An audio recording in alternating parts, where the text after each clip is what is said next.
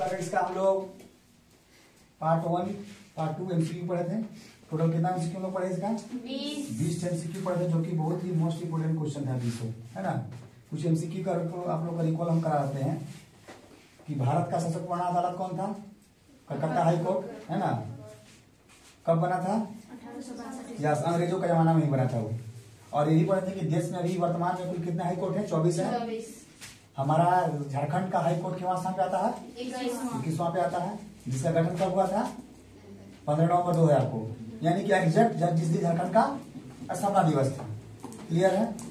हम यही पढ़ चुके हैं कि हमारे सुप्रीम कोर्ट यानी कि सर्वोच्च न्यायालय का गठन कहाँ हुआ था? दिल्ली में। कब हुआ था रुखसार?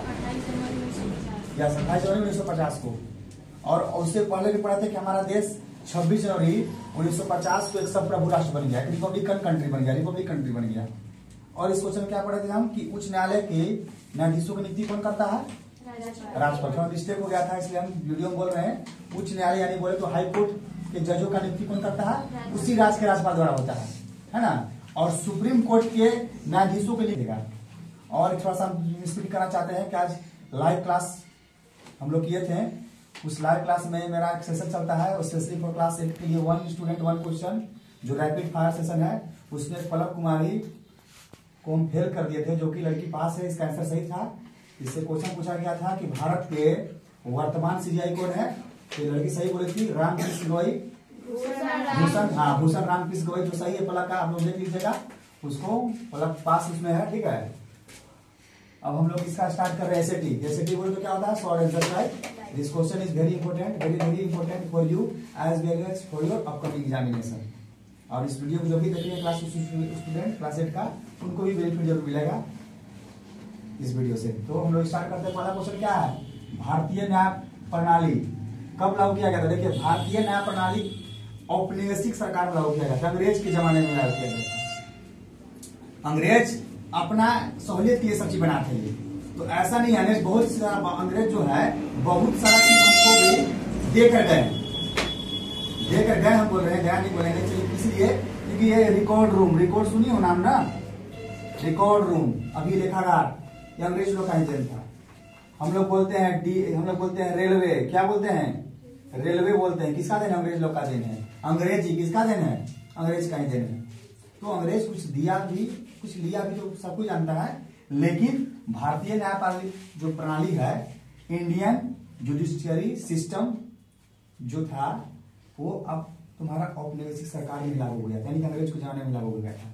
आगे देखिए, न्याय प्रणाली में क्या होता है? तो न्याय प्रणाली में सबको पता है कि न्याय प्रणाली में आम कानून व्यवस्था के रूप में इसे जाना जाता है, जिसमें न्यायाधीश अपने फैसलों, आदेशों और निर्णयों से कानून की रक्षा करते हैं। न्यायाधीश क्या करते हैं?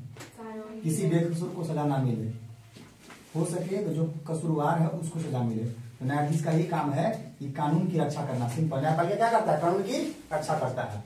न्यायपालिका कैसे बनती है? ये सब क्वेश्चन दिए शुरू इंट्रोडक्शन में। न्यायपालिका कैसे बनती है?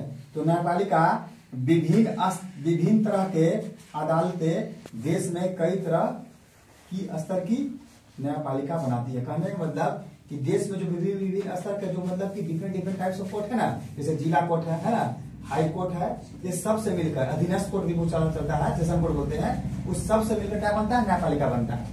यानी कि जिला सेशन कोर्ट हो गया, जिला कोर्ट हो गया, हाई कोर्ट हो गया, ये सुप्रीम कोर्ट हो गया, यानी कि देश के विभिन्न स्तरों पर जो भी विभिन्न प्रकार की अदालतें हैं, उन सब से मिलकर क्या बनता है? न्यायपालिका बनती है, जुडिशियरी बनती है, जुडिशियरी बनती है। ठीक है, क्या बनती है? जुडिशियरी बनती है। पढ़ा रहे हैं, ध्यान दो। आगे देखो, भारत की शीर्ष अदालत कौन है? भारत का सबसे हाईएस्ट, कल तुम लोग पीछे देखना, कलमा लगाना, भारत का सबसे शीर्ष मतलब क्या होता है? Highest court. इंडिया का हाईएस्ट कोर्ट कौन है? कौन है? सुप्रीम कोर्ट है। सेजल क्लास 9 जैसा मत बनिए, आप लोग क्लास 8 में पढ़ते हैं। ये संध्या यहाँ अच्छा नहीं चलेगा, उन लोग को है, उन लोग ऐसा उन लोग को नहीं बनने देंगे, उन लोग जैसा नहीं बनने देंगे, उन लोग और डिस्टर्ब करती है। हम लाइव क्लास में रिकॉर्ड हो रहा है, जैसे पीट के हम उनका लाल कर देंगे एकदम। क्लास जब चल रहा है तो डिस्टर्ब नहीं होना चाहिए, समझ गए? आज 8 क्लास में भी हो, 9th में नहीं हो, ध्यान दो। पुष्पा लोग इतना नहीं करती, 10 क्लास में करती है। आगे देखो, निचली अदालत किसे कहते हैं? तुम लोग तो पीटेंगे, अब तुम लोग तो पुरानी स्टूडेंट है। निचली अदालत, निचली अदालत किसे कहते हैं? हाई कोर्ट के नीचे जो भी अदालत है ना, जैसे जिला अदालत है और उसके अधीनस्थ जो भी अदालत है उसको क्या बोलेंगे हम? निचली अदालत बोलेंगे। लोअर बेंच क्या से बोलते हैं? लोअर बेंच कोर्ट है ना, क्या बोलते हैं? Lower bench court. क्या बोलते हैं? Lower bench court. याद रखना, जो भी बने की हमारा हाईकोर्ट कहां स्थित है रुखसार? हमारा हाईकोर्ट कहां स्थित है? झारखंड का हाईकोर्ट कहां स्थित है बता? इसी को गुस्सा करता है, कहां स्थित है? हाँ? अरे बोलो ना, हमारा हाईकोर्ट रांची में है। तो हाईकोर्ट के नीचे का जो भी अदालत है, जैसे कि डिस्ट्रिक्ट कोर्ट हो गया, उसके बाद सेशन कोर्ट हो गया, उस सब को क्या बोलते हैं हम? निचला कोर्ट बोलते हैं। उससे जो भी नीचे है, जैसे तुम लोग 8 में पढ़ती हो, 8 के नीचे जो भी है ना, 7, 6 जो भी क्या है सब निचला क्लास हो गया, तो लोअर बेंच बोलते हैं। आगे देखिए, न्यायपालिका की भूमिका कब महत्वपूर्ण हो जाती है? तो न्यायपालिका की भूमिका कब होता है ना, कि जब कोई व्यक्ति कानून का उल्लंघन करता है। जैसे ये दोनों स्टूडेंट अभी बता पढ़ रहे हैं, तो ये लोग कुछ कर रहे थे इसलिए पीटे हम, हमको डिस्टर्बेंस लगा। तो जब कोई व्यक्ति कानून का उल्लंघन करता है तो न्यायपालिका की भूमिका क्या होता है? महत्वपूर्ण रहता है। फिर न्यायपालिका की जिम्मेदारी है कि कानून को क्या करना? रक्षा करना, है ना। आगे देखिए, न्यायपालिका के प्रमुख कार्य क्या है? न्यायपालिका के प्रमुख कार्य क्या है? विवादों का निपटारा करना, नागरिक के अधिकारों और संविधान के रक्षा करना, संरक्षण करना, और क्या करना? संसद द्वारा कानून यदि संविधान का उल्लंघन करता है तो न्यायपालिका उसे क्या कर सकती है? उसको तत्काल रद्द कर सकती है। यही है काम। सिंपल भाषा में बोलना, अपना लैंग्वेज लिखा, न्यायपालिका का काम है कि नागरिकों के हित के लिए काम करना, कानून का रक्षा करना, कोई विवाद है तो उसका निपटारा करना। सबसे बड़ा विवाद था राम मंदिर का विवाद, जानती हो ना, अपडेट हो तुम लोग। राम मंदिर का विवाद कौन निपटाया? Supreme court. आज से था विवाद हो, विवाद खत्म हो गया। राम मंदिर बन रहा है, हिंदू लोग का भी बन रहा है, हमारे मुसलमान भाई का भी बन रहा है, विवाद खत्म हुआ कि नहीं? कौन किया? सुप्रीम कोर्ट किया। तो हमारे देश में सबको पता है कि सबसे शीर्ष अदालत कौन है? सुप्रीम कोर्ट है। इसका काम ही क्या है? कि विवादों का निपटारा करना है, और जो भी कोर्ट है सब उसका नीचे कोर्ट है, लोअर बेंच, सबका काम वही है, विवादों का निपटारा करना और नागरिक के लिए हितों का रक्षा करना, कानून का भी रक्षा करना है।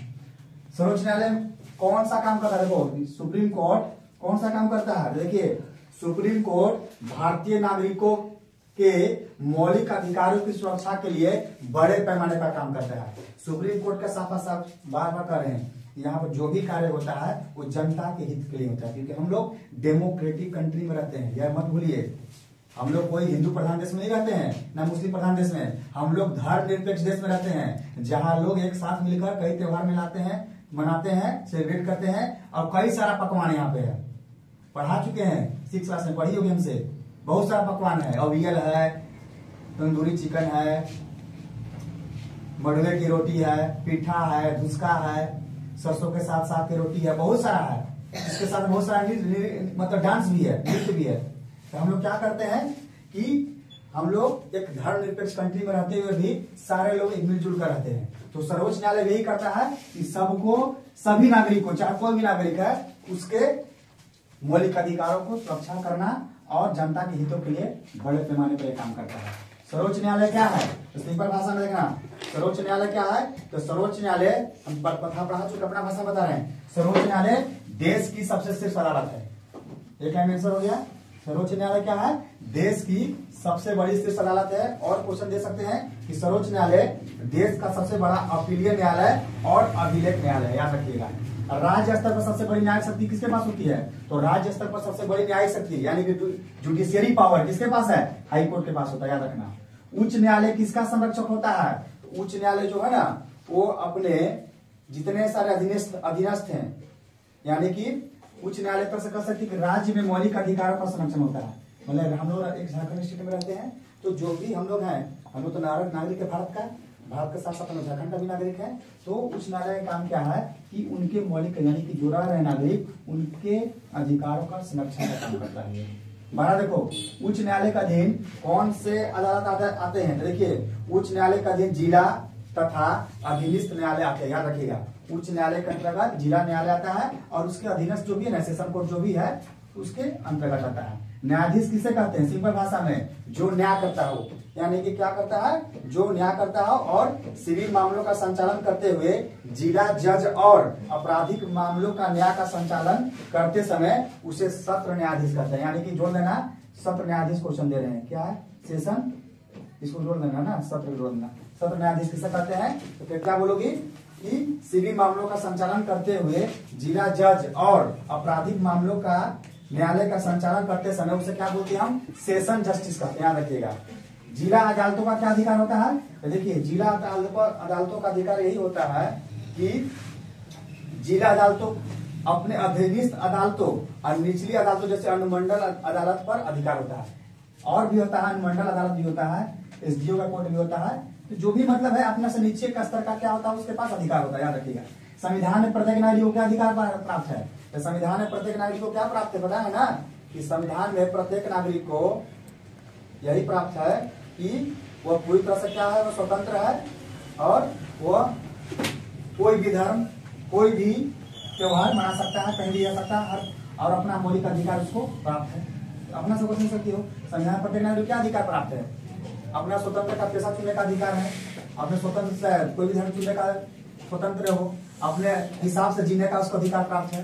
यानी कि क्योंकि संविधान क्या करता है? हर एक नागरिक को कितना मौलिक अधिकार प्रदान किया? अभी बताओ, संविधान हमें अभी वर्तमान में कुल कितना मौलिक अधिकार? बताओ, 6 अधिकार है ना? तो वही है, 6 अधिकार को प्राप्त है। कोई भी सबको अधिकार है शिक्षा का, सबको अधिकार है स्वास्थ्य का। ये सब क्वेश्चन आप देख लीजिएगा, 15 क्वेश्चन है। नहीं आता समझ में हम टिक लगा देंगे। कल से फिर हम आएंगे लाइव, ठीक है? याद करिए, आप लोग पढ़िए, इसी से क्वेश्चन पूछेंगे, किसी क्वेश्चन पूछ सकते हैं, चैप्टर पढ़ा रहे हैं कहीं से पूछ सकते हैं। आप लोग रेडी रहिए। आप लोग माइंड में ये सोचिए कि सर कहीं से पूछ सकते हैं, ये सोचिए। ये मत सोचिए हाँ बता देंगे कि जी 1 से 15 तक है, सीधा सीधा पूछ लेंगे, याद कर लेना। ये सब छोड़ो, ये सब से आगे निकलो, तब कैसे हो पाओगी? 1 स्टूडेंट 1 क्वेश्चन चला रहे हैं, आप लोग पढ़िए जो पढ़ा है, पूछेंगे वही जो पढ़ा है। बस माइंड देखना कि सर देखना कहाँ से पूछते हो, जैसे तुम लोग पढ़ो। चलिए ठीक है सत्याम ना।